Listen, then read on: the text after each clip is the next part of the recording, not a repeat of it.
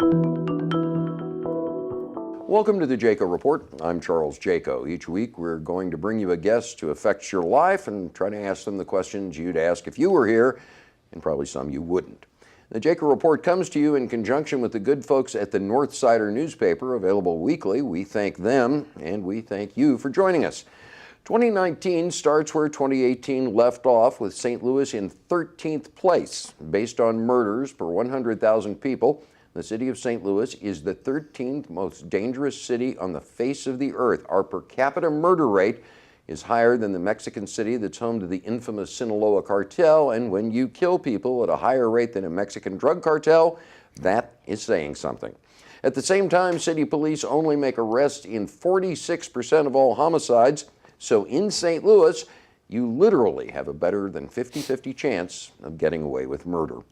A nonprofit called Better Family Life is trying to do something about that. Their goal, among others, is to de-escalate potentially deadly violence before it even starts. Because of those efforts and projects aimed at everything from tearing down vacant buildings to preparing kids for school, Better Family Life's outreach director, James Clark, has been named St. Louis's Nonprofit Executive of the Year, and James Clark joins us now. James, good to see you again. Thanks for coming on board. It's good to see you, Charles. Thanks for having me. The de-escalation effort, you know, it's been said that anecdotes and data are not the same thing. I note that you guys have said that you've managed to de-escalate several dozen, maybe over 50 potentially deadly conflicts.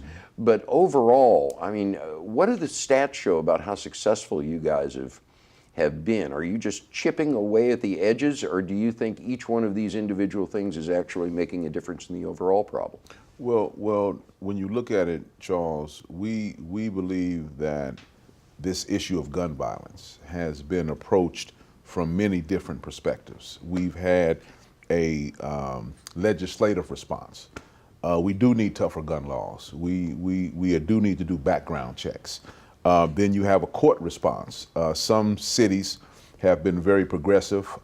They have gun dockets where if you commit a crime with a gun, there's a special docket that your case goes on. St. Louis had been considering that for years. Then you have a law enforcement response, hotspot policing, stop and frisk, community-oriented policing, but there had not been a real community response to gun violence. And in the African-American community, when the snitches get stitches theme took hold, African-Americans, we checked out. So Better Family Life, we thought that it was time to put the community back into this issue. Now, when you say African Americans checked out, you mean that what, people on the street, regular people, just stopped cooperating with police, were too scared to come forward, locked themselves in their home, disassociated themselves from the whole process? I mean, explain that. Oh, well, you know, Charles, you would have situations where you had 15 people standing around and a violent act would occur with a gun. And as police began to engage people, people would say, well, I was bending down, tying up my shoe when I heard the gunshot. Or I had something in my eye and I was rubbing my eye when I heard the gunshot. No one wanted to participate. And the reason? Fear? Fear. Fear was the number one reason. There have been homicides that have occurred as a result of people being a witness. So it was a very dense reality. Now, the kind of stuff you guys do with violence de-escalation, you know, you're not taking trained social workers with PhDs, you're taking a bunch of tatted guys who used to live the life on the streets themselves, going in, trying to convince other guys not to kill one another. Walk me through that. How would that work in a typical case? You guys would get a call on a hotline that somebody was trying to kill somebody else? Yes. Well, we do have trained clinical therapists that are part of this process, and all of our outreach workers are trained in trauma-informed care as well as conflict mediation. But the whole model started when we started a yard sign campaign. The yard sign simply said, we must stop killing each other. As the yard sign started going up, we started getting phone calls.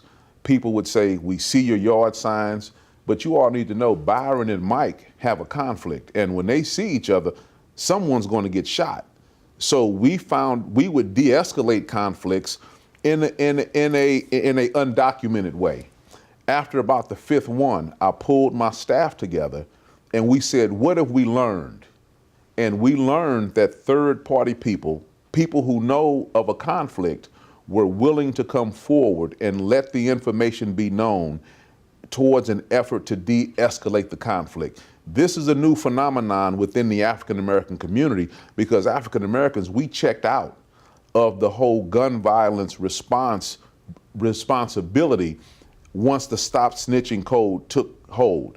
This gives African Americans a real way to come forward and let the conflict be known. Now, what we then do is we assign a therapist to each case, and our outreach workers, just as you have alluded to, they have a skill set that you can't get on a college campus. They know the neighborhoods, they know the mentality, they know the verbal, they know the nonverbal, they know the motivations, they know the tendencies of the participants in this culture. So we work in a formal way, but most of what we get done is done through an informal way that, once again, you can't learn on a college campus. A couple of things I wanted to follow up there on, but first, why would this be more successful than anything else? I mean, if somebody who is after someone else is not willing to listen to their family and treating them to stop, maybe their friends saying you're crazy for doing this, certainly is not willing to make, inroads with law enforcement. Yeah. What would make them listen to a complete stranger, even a stranger who had street cred, who comes up to them and says, hey, you don't need to do this? What's interfering? Why should they listen? Why Well, do they normally listen? family members don't know. Grandmother doesn't know. Mother does not know. And your peers, they're a part of the culture that says gun violence is expected and accepted. So we have found that people are willing to de-escalate. We have not had one case where a person has said, regardless of you all coming to me, when I see him, I'm shooting them. Most of the time, and we have documented 61 cases now. 32 of them have been under review by Washington University. They are our program evaluator. And so once they began evaluating the model, they saw the merit that this is a space that until now, no social service organization had explored. They in their research, looked throughout the nation. There's not another model that goes into the community and says to third-party people, come forward. Most gun violence intervention models start at the hospital. But for this to be really effective, you say you've had 61 cases that you've done so far. I mean, as noted before, St. Louis City, not even counting parts of St. Louis County, has just an astronomically high murder rate. I mean, you would have to quintuple this effort for it to make a dent, right? Which is what we are asking. Right now, I have 4 staff members assigned to this effort, 2 conflict mediators and 2 outreach workers that are in the neighborhoods every day. We have demonstrated the model, and now we're saying to our corporate leaders, we are saying to potential funders, and we want to thank the Missouri Foundation for Health for giving us the grant, the 3-year pilot, so we can demonstrate this model. But right now I have 4, and I'm saying in no uncertain terms, give us the funding to hire 50 in this model, and we will be able to turn St. Louis around. And you're funding grants? Grants from the private sector, grants from the government? We receive support from the Missouri Foundation for Health. We have received some support from Civic Progress and also from the Regional Business Council. Now, you had mentioned those signs earlier, and I want to double back to this. The yard signs that said we must stop killing each other. Some of the critics of Better Family Life have said that, look, that's a well-meaning statement, but doesn't it end up, at the end of the day, shifting responsibility from essentially the social structure, whether it's police, government, business, for institutional racism, disinvestment in communities that have allowed them to collapse, and takes the responsibility away from them and basically says to individual black folks, hey, you're the problem? Well, for too long, we have put the bulk of the responsibility on law enforcement. We have put the bulk of the responsibility on the external. At this hour, the African American community needs to look at and accept some level of responsibility for what we're doing to each other. The police have a role, the corporate community has a role, school districts have a role, but we've got to look at the basic fundamental responsibility of the families and of people that live in the neighborhood. We are highlighting the increased need for family accountability. Families have got to look at each member of their household and do an assessment. What does my son need? What does my daughter need? How do I get them on a certain trajectory so that they don't become a victim of the penal institutions or they don't wind up dead? Police can't do that. One question I would have is, it could be argued that racism, poverty, disinvestment are no greater in St. Louis than they would be in New Orleans or Baltimore or Detroit or any other, Cincinnati, any other older city that's kind of collapsing from within. Yeah. Yet the murder rate here is so much astronomically higher, in addition to the St. Louis Police Department, you know, shooting and killing suspects at a higher rate than any other metropolitan police department. What's going on here? If it's given that poverty, racism, disinvestment are standards throughout parts of urban America affecting the black community, why is the level of gun homicide and gun violence so much greater here than it is anyplace else? Well, you know, I think that your point is valid. I think that when you look at per capita, when you look at the population, St. Louis, we should be embarrassed that our homicide rate is so high. Me being from St. Louis, I know every neighborhood like I know the back of my hand. This is something that we can move the needle, but we have to be very intentional. St. Louis, we for some reason want to focus on brick and mortar projects. We want to focus on a stadium. We want to focus on getting a team. We want to focus on expanding downtown development. But St. Louis, we've got to begin to focus on the human capital. So yes, I believe St. Louis, we have been very, very negligent. Well, I guess the question, but it goes back to the question, why? Why is it that way?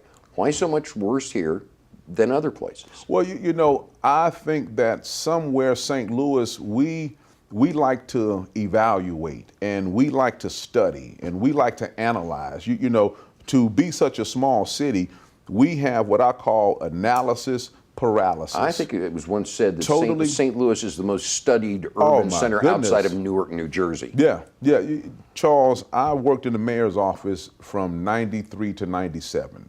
And in 93, Freeman commissioned a group to Former look. Mayor Freeman Bosley. Yes, he commissioned a group to look at the disparities. The disparities pointed to one side of town. It pointed to certain zip codes.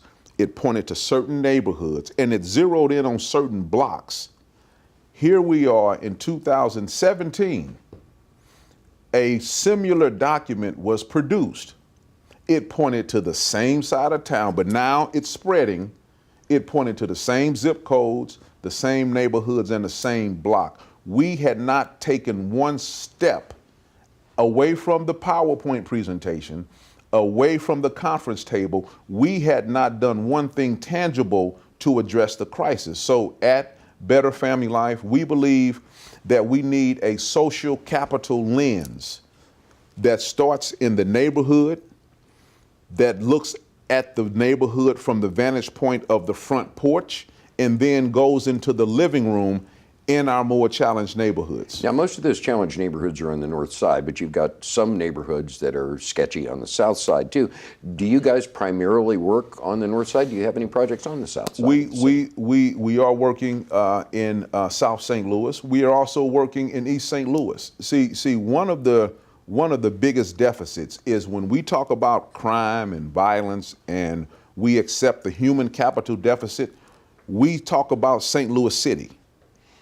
We rarely discuss St. Louis City without talking about St. Louis County, but we never include what's taking place over in East St. Louis. We're tied to East St. Louis, but when you look towards solutions, we act as though that river is an ocean. We've got to include East St. Louis in our forward thinking.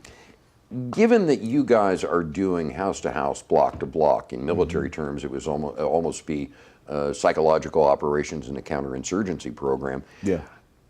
How effective do you think this is going to be? And again, I get back to two things. One, the size of the problem and the seeming intractability of the problem. But number two, the fact that this problem has been stewing for decades because of white flight, because of black middle class flight, because of capital drain, because of racism, because of food deserts, no opportunity, no jobs. Yeah. And this is built up and up and up until you've got a critical mass of programs. Yeah. You've got what? You said 2 counselors, maybe 4 staff members, and then people you can recruit from the streets to help with this. Yeah. It sounds to me like you need a lot more people organized in that, and if you have them, what would you do with them? Well, we, using the military term, we have to go to ground zero. Excuse me, Ferguson was not ground zero. Let's just be real. There are neighborhoods in East St. Louis and in North St. Louis that make Ferguson look like Ladue. So we have to take the deeper dive. And using a military term, we have to go to ground zero. Ground zero is the area that have been most impacted. That's the best place to go to come up with corrective measures. You can't come up with a solution for the human capital crisis in North St. Louis sitting in a community like Ferguson. You have to go into the neighborhoods, sit on the front porch, and go into the living rooms. We are ushering in a new social service construct. Social service organizations have operated the way that they do now since the 1970s, where the most important and the most valued occupation within this construct is the caseworker. That's the man or woman that sits behind a desk and the people come in to get services. That's an outdated construct. In the new social service construct that we're demonstrating, the most important occupation within this new construct is the outreach worker. That's a trained, uniformed, disciplined, enlightened man or woman who knows the mentality in the neighborhood, who's not afraid to go into the neighborhood, who's not afraid to stand on the front porch, and who's willing to go sit in the living room with the entire family and say, okay, what does each person in this family need? That's the transformative model that we are bringing forward through our Neighborhood Alliance program. Now, the Gun Violence De-Escalation Center, that initiative came as we looked at the urban core through a social equity lens. You get the responses. When you look at a program like Operation Clean Sweep, how long has St. Louis had vacant and abandoned properties? For decades. How long have we had construction companies sitting in the suburbs with massive equipment in their motor pools? We simply went to the construction companies and said, are you willing to come in and tear down vacant buildings?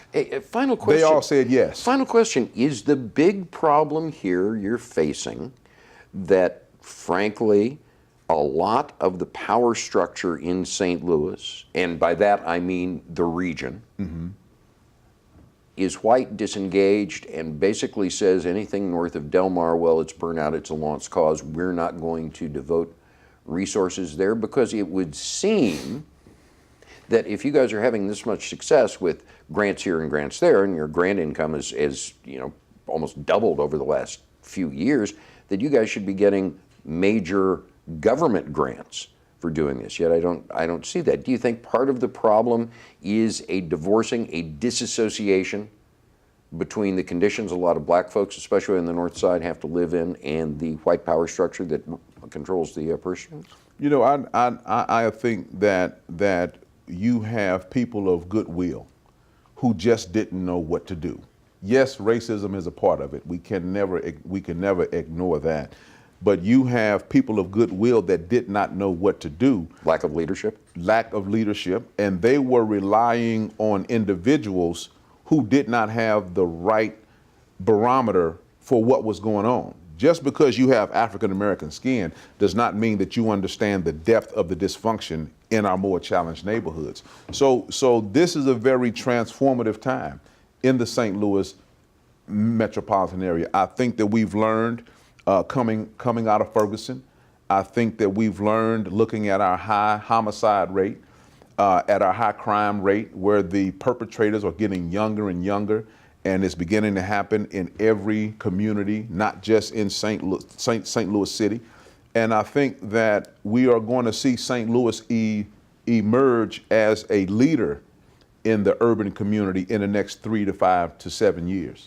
James Clark, thank you very much for coming in. Thank you, Charles. It's always good a pleasure. to see you. Always. James Clark of Better Family Life, we thank him very much for joining us. In the next few weeks, our guests are going to include St. Louis Mayor Lyda Crewson, St. Louis Police Chief John Hayden, and new St. Louis County Prosecutor Wesley Bell. Thank you very much for your time. We'll see you right here next week on The Jaco Report.